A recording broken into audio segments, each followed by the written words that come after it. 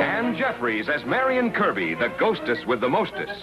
Robert Sterling as George Kirby, that most sportive spirit. And Leo G. Carroll, host to said ghosts, as Topper.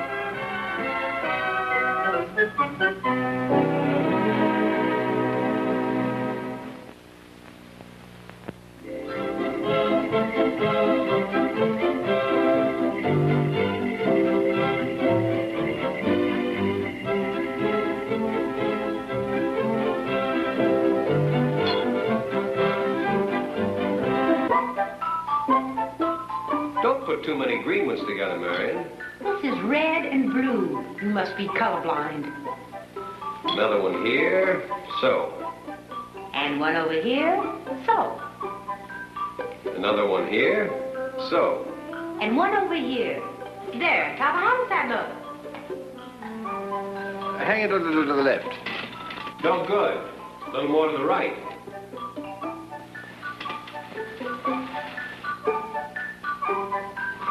I wish you three would get together. Hand me up some more of those. Topper, darling, do you realize this is our first Christmas since we started haunting your house? Yes. I suppose one can get used to anything, even ghosts. Neil, stop eating the decorations. Good boy. Now some icicles. Okay.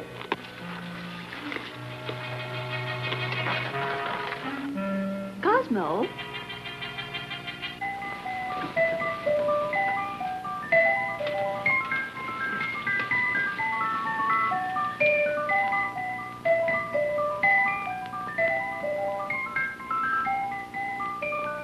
Cosmo, how do you do that? Oh, it's the tree, dear. Spruce, you know. They have magnetic branches. How does it look? Oh, it looks lovely, dear. Cosmo? Who are Mary and George and Neil?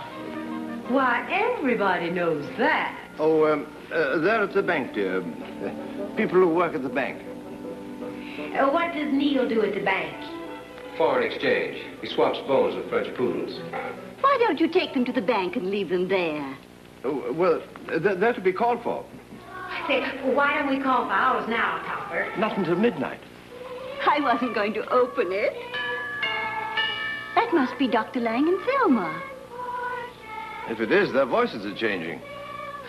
Oh, wait for us, Topper. We'll go with you. I just love Christmas carols. Mister, could you spare a few pennies for a poor boy that's got to support his mom and pop? Certainly, my boy. Poor boy, nothing. Why, it's that awful little Timmy Welch. What's he doing here? Stealing from the poor to give to the rich. You know, I ought to take you over my knee. Oh, Topper, let him go. Yeah, after all, it's almost Christmas, Top. That makes it even worse. All right, here you are. Off with you. Thank you, sir. Merry Christmas. What? You didn't wish him a Merry Christmas, Top.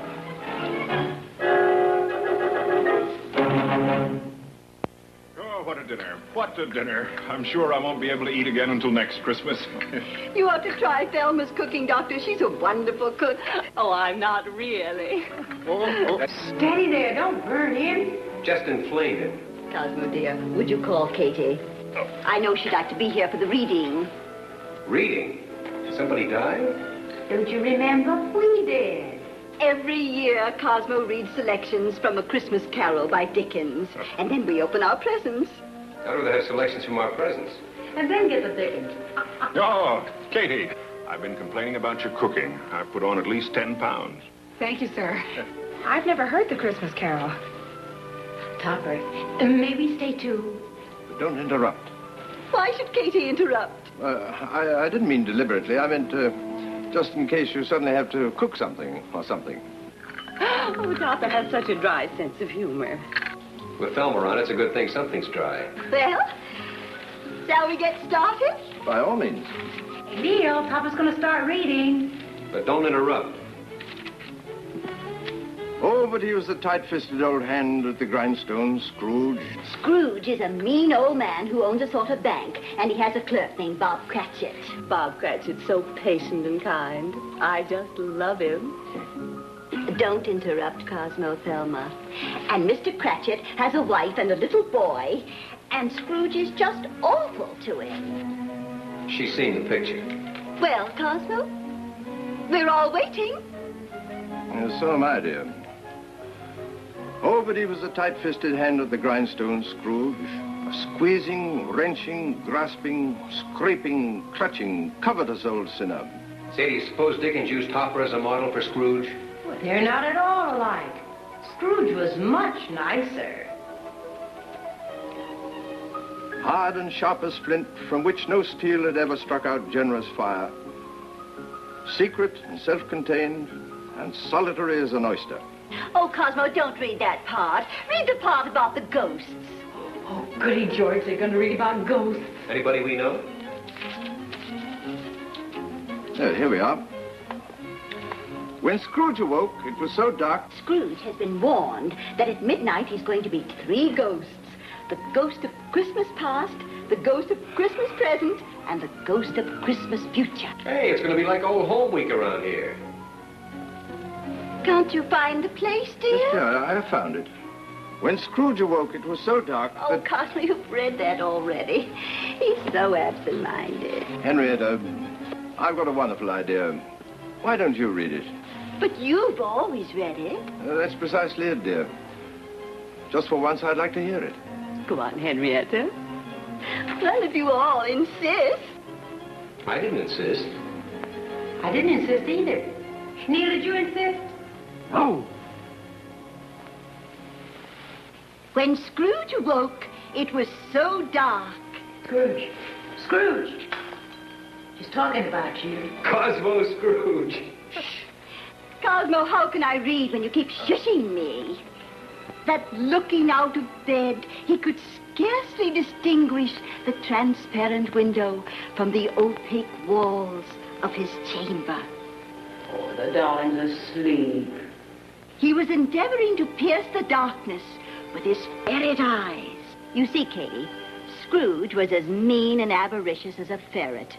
He couldn't shake the shackles of greed from his soul. He was bound and chained by his lust for money. He's a mean man, Cosmo Scrooge. That he is. He is that. He's coming. Where's my clerk, Bob Cratchit? You locked him in a vault, sir, for saying Merry Christmas to a depositor. Oh, yeah, so I did. So I should have. Well, you can let him out now. Very good, sir. I suppose you'll be wanting tomorrow off, too. Well, yes, sir, if it's not inconvenient, sir. It is inconvenient. Deuced inconvenient. Yeah, but it's Christmas, you know, sir. Yes, I know that. I've been depressed for weeks just thinking about it. And you, sir. Come here. Out of the way, sir. Don't skulk, sir. Can't abide skulking. You sent for me, sir? Yes, Cratchit. I trust you're sorry for what you did. Christmas comes but once a year, sir. I wish I'd said that. What? What's that you got in your pockets? Oh, just some money, sir. There was so much lying in the vault, I thought you wouldn't mind my taking a little. Oh, did you not, Cratchit? Did you not? Well, I do mind. I mind very much. But I was going to give it back, sir. I just wanted to show it to my wife and our little son, Tiny Tim, as a Christmas cheer. You see, sir, they've never seen any money. Well, they're not going to see my money. Cratchit, you're fired. Hand in your visor. Thank you, sir.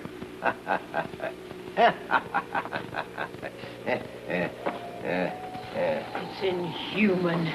That it is. It is that. Now, out. All of you. All of you. Out of it. Go to your squalid home. Spend your pennies on riotous living, but don't come to me for help. Humbug. I'll teach them how to spend Christmas. The moment Scrooge's hand was on the lock, a strange voice called him by his name and bade him enter. He obeyed. It was his own room. There was no doubt about that. But it had undergone a surprising transformation. Who are you? I'm your conscience. Scrooge, aren't you ashamed of yourself? No, of course not. And go away. I want to be alone. There'll be no sleep for you tonight, Cosmo Scrooge. You're going to have visitors. Never have any visitors. Don't like people. That's why I live alone. Nevertheless, on the stroke of midnight, you'll be visited in turn by 3 ghosts. I don't like ghosts either. Knew 3 of them once. Shiftless lot. Pay heed to them, Cosmo Scrooge. They may help you to mend your ways. Not if they're like George and Marion, they won't. Cosmo. Evening, dear. Have a nice day at the bank. Discharge anyone? What are you doing here? Why, Cosmo, where else should I be? I'm your wife. Scrooge hasn't got a wife. You must be in the wrong book. Try Oliver Twist. Well, I must say, I never expected to be talked to like this. And after all I put up with, why, this is the only dress I've had in 25 years. Yeah, I want to speak to you about that. You haven't stained it, have you? No. Good, because I'm returning it. Only got it on approval. Oh, you are a heartless fiend. You really are, Cosmo, dear. Oh, Katie the cook. How nice you look. Thank you, Mum. And now I'll be going to Bob Cratchit's for Christmas dinner. Who's this? Who are all these people? Cosmo, it's Katie the cook. I haven't got a cook. Try David Copperfield. Try Taylor Two Cities. Try Cookbook. Only go away. Well, I like that. And after working myself to the bone and not getting 1 cent for it. Not 1 cent. I meant to speak to you about that. As of Christmas, I'm cutting your salary. He is despicable, isn't he, Katie? You can't cut my salary, Mr. Scrooge. First, there's no salary to cut. And second, I quit. Cosmo, I think you may have hurt her feelings. Katie! Katie the cook! Come back! Katie! Katie the cook!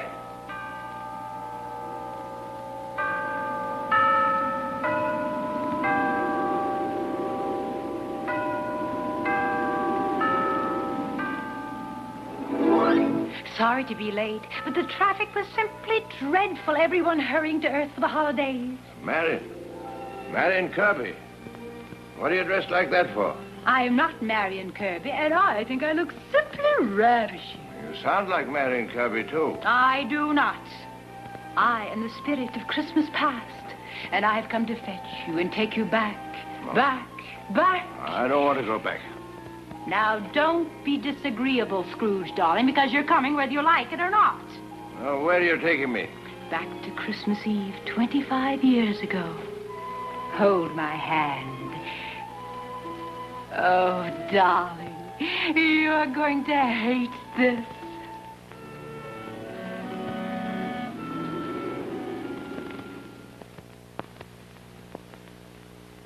And so the ghost of Christmas past took Scrooge by the hand and led him back 25 years to a scene of his youth. I hate to go out Christmas Eve. Everything is always so crowded. Now, who's that? Cosmo, you're the cat's pajamas. So's your old man.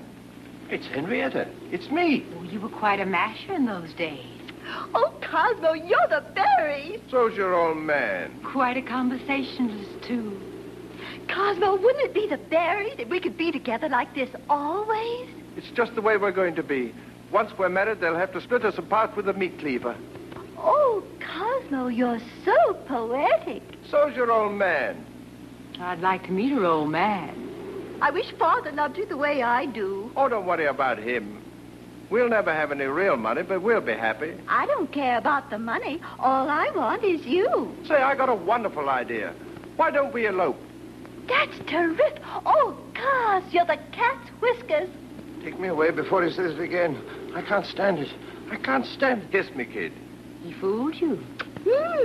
That's good. So's your old man. Can't we go? Can't we go now? Wait.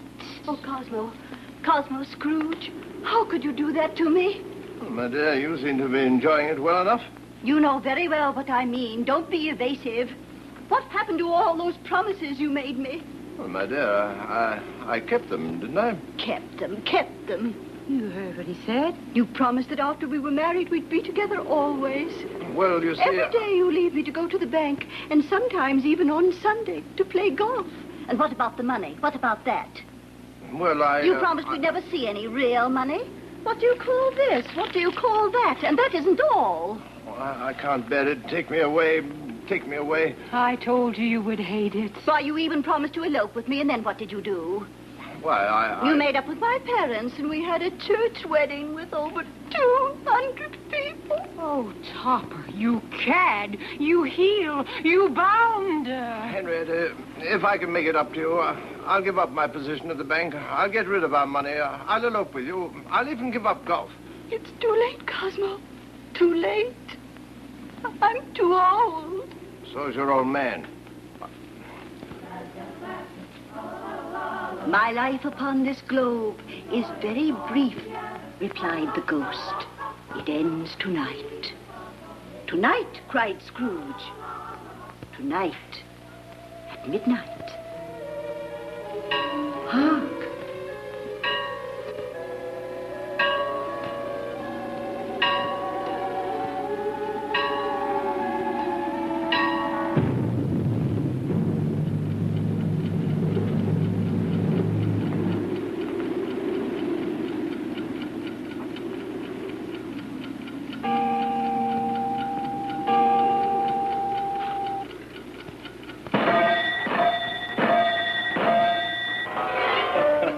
You'll have to get up earlier than that, old boy. Oh, George, thank heaven. George? I'm afraid you have me confused, old man. I'm not George. I'm the spirit of Christmas present. You can call me Christmas present for short. Do I have to go out again? Afraid so, Scrooge, old bean. Well, don't blame me. Blame Dickens. But where are we going this time? Going? Oh, yes, I have the address right here. Let's see, here we are. Bob Cratchit's. What? I can't go there. Don't worry, I'll get you in. But his family, I just fired him. They can't see you. They'll just talk about you. Well, that's even worse. Oh, come on, Scrooge. Don't be a fink. What?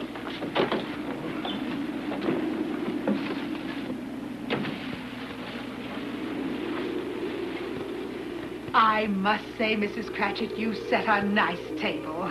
As my Bob says, Christmas comes but once a year. We may be poor, Katie, but on Christmas we go whole hog. I do wish that Mr. Scrooge were here to see all this. That old curmudgeon. Huh? Thelma, what's he doing here? Huh? Now, Katie. Thelma happens to be Mrs. Cratchit now. And Katie isn't your Katie anymore. It must be Thelma. Oh, I wish Mr. Cratchit would come home. Where is he? Oh, he's out looking for Tiny Tim. He worries so about the boy. We both do. Good thing I fired him. Don't like people who worry. Why, what's the matter with Tiny Tim? Is he sick? Oh, no, he's well enough. It's just that he's sort of taken Mr. Scrooge as his ideal. Wants to grow up just like him.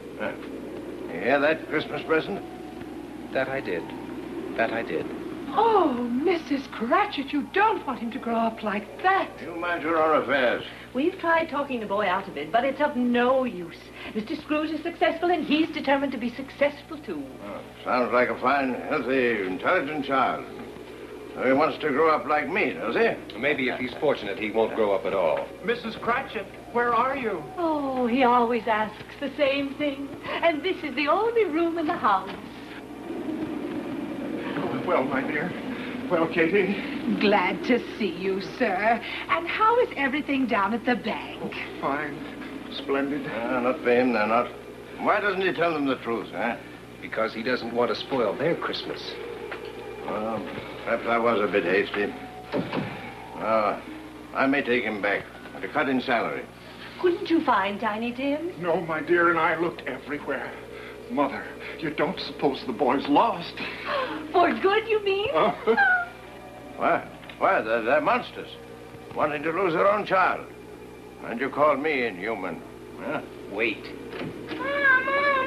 Oh, he's back. Well, you can't have everything. Seems like a manly little chap. Tiny Tim, what is it? A great big ugly man slapped me. And what had you done to him? I didn't do nothing. Well, of course he didn't. I wish I could get a look at the sturdy little lad. Don't press your luck. Come now, Tiny Tim. You must have done something. All I did was put my hand in his pocket. Where have I heard that voice? Huh? Think, Scrooge. Think. Why did you have your hand in his pocket? My hand was cold. I didn't have no gloves. You never buy me nothing. You don't even feed me. You starved me something awful. No, not him. Manly little chap. Stop that, Tiny Tim. Stop. I am nightmare. Shame on you. You should be ashamed talking to your father like that. I'll go cook your head. Not a bit like me. Never could be. The child's a fiend. He's a sturdy little lad. Work for Christmas Eve, I'd give you a good whelp. Oh, don't touch me. I hate this place. I wish you'd give me away. Who'd take you? Mr. Scrooge would take me. That's what I'm gonna do. I'm gonna run off and live with Mr. Scrooge and grow up to be just like him. No, not in my house. Christmas present, quick. Take me home before he gets there. You two should get on very well together.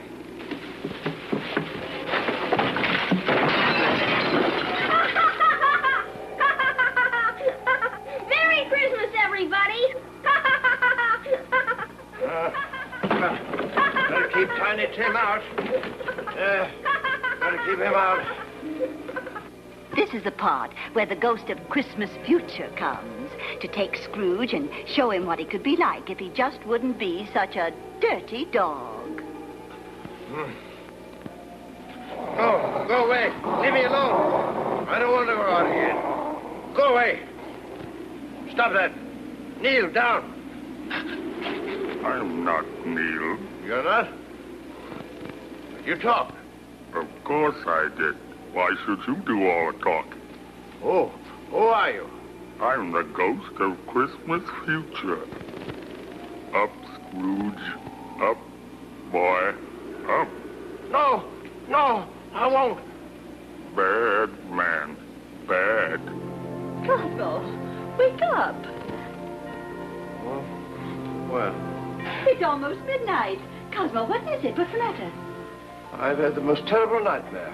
I bet he dreamed he was Scrooge. Merry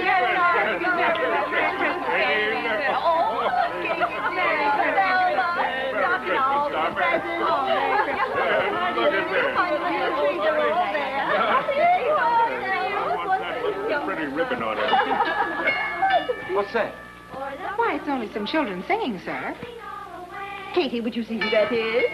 Wait, do you think you should? You're not still asleep, are you, Cosmo? Is Mr. Topper home? No, close that door. Is anything wrong, old man? I felt a draft. Well, Mr. Topper, I guess I shouldn't have done what I'd done before. I mean, letting you have it with that water pistol. So I brought you this. Well, take off your coat, dear. Now, maybe we can find a present for you.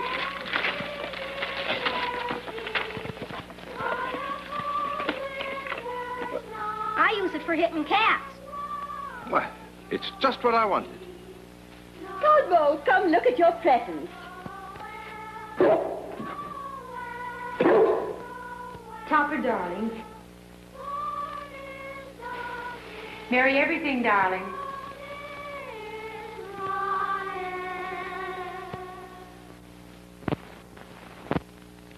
Oh, come, let us adore him. Oh, come, let us adore him. Oh, come, let us adore him.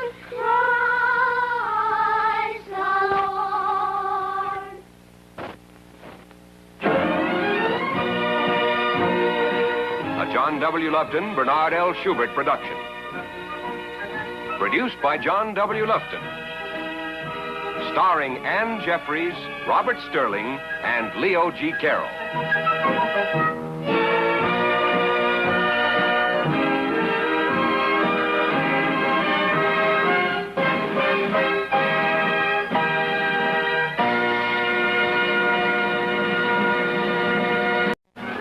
Ann Jeffries as Marion Kirby, the ghostess with the mostess.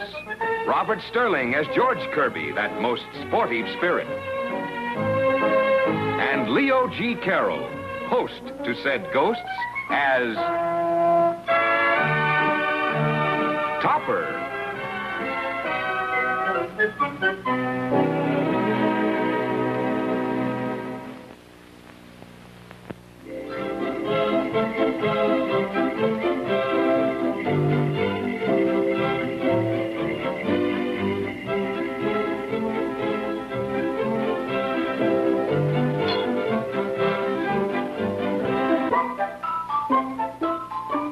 Too many green ones together, Marion.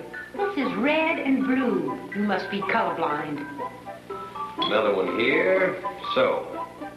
And one over here, so. Another one here, so. And one over here. There, Topper, how does that look? Hang it a little to the left. No good. A little more to the right.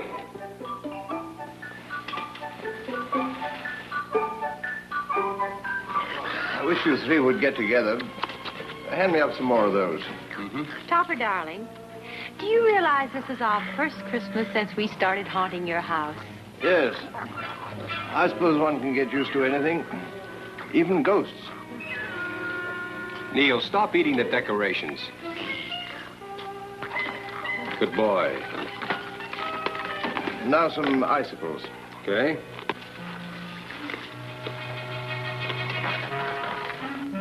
Cosmo?